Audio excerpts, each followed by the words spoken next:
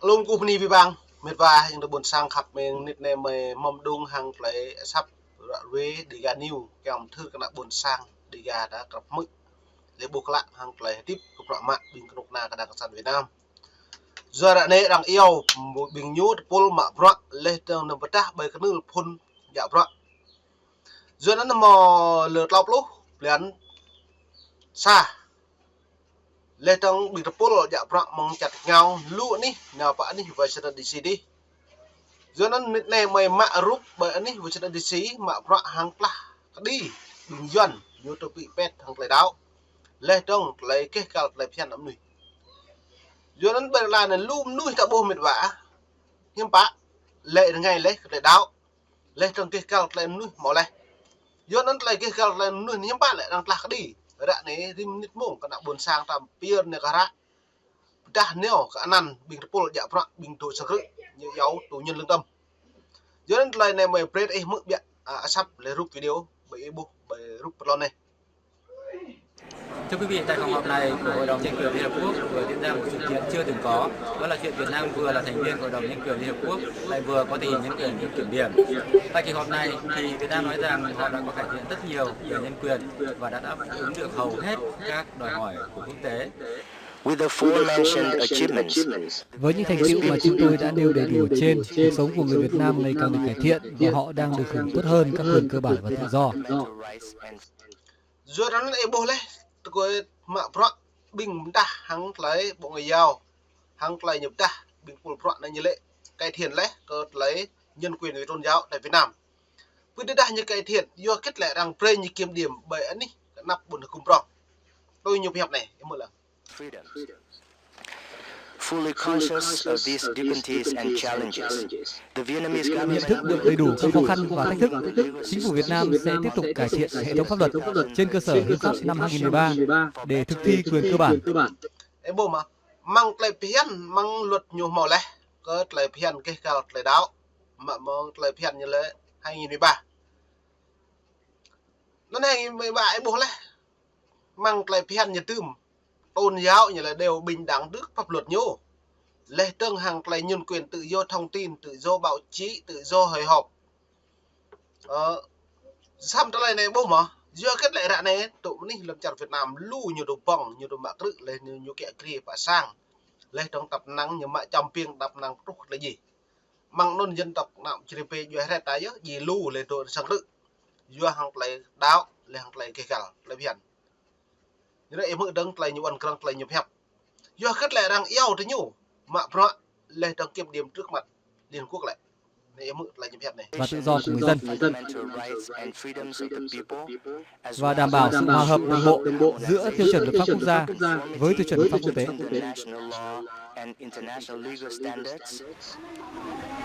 Thế nhưng ở ngoài kia thì trời đã lạnh thì trong người giờ nó em bố lẽ cái nạn buồn sang cái nhiều phú tụi anh chặt nhau mau lấy urgrau vừa ta nhiều hẹp lệ này lần chào Việt Nam một lần ngày lẽ vừa đi đặt một lần ngày vừa cất nạn buồn sang nhiều phú tụi chặt nhau lẽ lại urgrau cái ông lấy pian tạo bố nạn buồn sang nhiều học mát đấy tụi chung tụi nhố mong anh Việt Nam nào bạn đi với chặt đi xí cái học mát tụi trông nó tụi mình xong mới bị nhô hiếm bá bình nhô bố cái nạn buồn sang mong cho phố mở này lần chào Việt Nam trôn nên cho đồng sai brak hàng lấy cái cả làm núi lên trong lấy cái cả hàng lấy đạo sắm mẹ nạn buồn sang như hill u rào kèng trút soạn đoạn bố tụi chung bìm núi lần cha một nạn công sản Việt Nam nhờ mút vậy đi nhà trắng ô giờ này em cật lấy giật lên Việt Nam từ khắp nơi trên thế giới đã tới biểu tình thì họ nói rằng ở Việt Nam vẫn còn chưa có tự do. Tôi và một số đồng hương từ Trung Quốc đến để giống tiếng cho thế giới biết là chúng ta là những người Việt Nam thì là cộng sản vì lý do nhân quyền và tự do của người Việt Nam đã bị Đảng Cộng sản Việt Nam đã chà đạp và tước đoạt lấy cái quyền đó. Ê bố này, nạp lại bài nhà phú đã đi hàng lấy tước quyền tự do bố mộ lên mang non lu cái là bộ đạo như nó mà lại đạo lấy bộ tụ ở hàng lấy phiền hàng lấy cái cao cái nhô kẹt kia lên như chú mạ cơ lên từng lùm nuôi vật lần là vật lấy tiếp cái nạ buồn sang đợi tiếp cái này bộ thấu giờ nó nạ buồn sang nhiều rung răng hàng lấy út rào cỡ trở lại này keng binh tòa án liên quốc mạ phạ lê trong lại chun cái đi nấn lê trong bù pre của na yuan cộng sản Việt Nam mút mà bằng tập buồn hukum prong ô lê trong lùm nông nọ cái nào buồn sang u rau chọc hè đã đấy bình nhổ xị lần làm nước Trung Quốc dân nước quyền nắm nuôi buồn sang bồ màu cái này tiếp lê quyền của bộ lần của na sao lút như lại vất lại đạo ăn của na mốt về chứ bây lại bình đẳng chứ bây tự do giờ nên bị êm mực các đạo buồn sang như đi lên này. Lần này tôi nghĩ là quan trọng hơn nhiều lần khác là bởi vì nói lên cho những người tranh đấu ở trong nước, những nhà vận động cho dân chủ, nhân quyền, tự do ở trong nước hiểu rằng ở hải ngoại người Việt từ khắp năm châu đều hỗ trợ cái cuộc tranh đấu đó của quý vị và họ không có cô đơn. Đồng thời chúng ta cần phải nói lên tiếng nói dùng cho nhiều người không nói được ở trong nước. Và vào thứ sáu này Duyên này bố lẽ vì bằng rõ hàng lại đằng đa đi hàng lại buồn cùng này lại hàng lưu bình nước khắp năm châu hàng lại lề ra đúng đi lên là nó út rau bể ni nó lại chẳng một lại ngày lại đáo lên trong hạt lại cái cao năm nuôi giữa nó lại đã bù với bình nhố bố là cái nhiều phép đoàn đây nhiều nào bạn đi vậy sẽ đi xí đi nhưng bạn lại nhắm mực lại này với những bắt lệ nhiều đa mó cất lấy tươm bằng về như kiểm điểm trước hội đồng bảo an liên quốc này sam nhô lại lầu đi đằng tươm nhô mang buồn cung kít cày pro này em bác đằng pre như kiểm điểm hàng lại bộ nắp buồn cung lên trong ra không đoạn này nhu cao một đường ngạo thì Hội đồng Nhân quyền Liên Hợp Quốc sẽ thông qua cái báo cáo của phiên UPA của Việt Nam. Cái buổi nó liên quốc đang chỉ thông qua còn lại bộ luật như thông báo nó lại vi phạm pháp liên quốc xem lẳng cơ phạm nhiều ngạ mạ mống 2001 2002 là tru ra này 2023 đấy nhưng bạn cất phạm nhiều ngạ phạm b nhớ bộ thông nhạc úc là phạm b dự lại phiền quốc tế hàng phạm b dự lại phiền kể cả hiến pháp của nhà phủ hiến pháp 2013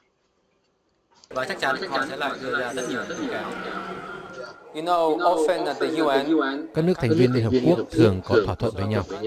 Những nước đã bầu Việt Nam vào Hội đồng Nhân quyền thì Việt Nam lại giúp bầu họ vào một cơ quan khác. Tôi cho đây vẫn là cơ chế bình thường của Liên Hợp Quốc. Tuy nhiên, lấy ví dụ của Libya thì họ được bầu vào Hội đồng Nhân quyền với số phiếu rất cao, nhưng rồi Hội đồng Nhân quyền quyết định khai trừ Libya. Duyên em mở lại sự cần hẹp đa đồng của mạng khá đa đằng bầu như đó mà một Libya đó mà xem á Hội đồng Bảo an Liên Quốc nhiều xem xét lấy nhiều khai trừ hị lần chặt lần vừa cả sốt lấy phiền vừa cả lạc ngạ vừa gì cả một nuôi hàng lấy buôn năng hàng lấy cái cao năm nhiều vừa là lùm nuôi ra này nhiều bố mình nhiều bố mút ở đằng tư nhú bằng pol bồn cung lấy trong nhiều học ác lấy trong nhiều một đầy tưới như vậy xem những một học căn ú cái chạ thành phun đã khai nhiều bản chứ bảy chính là buồn sang nhiều búi phun đã khả này ạ sao mà nhiều ngạn bố dự lại phiền nữa lên trong Liên Quốc nhưng mà bố dự vừa cái nhiều prong ô Liên Quốc có quyền xuất đại hệ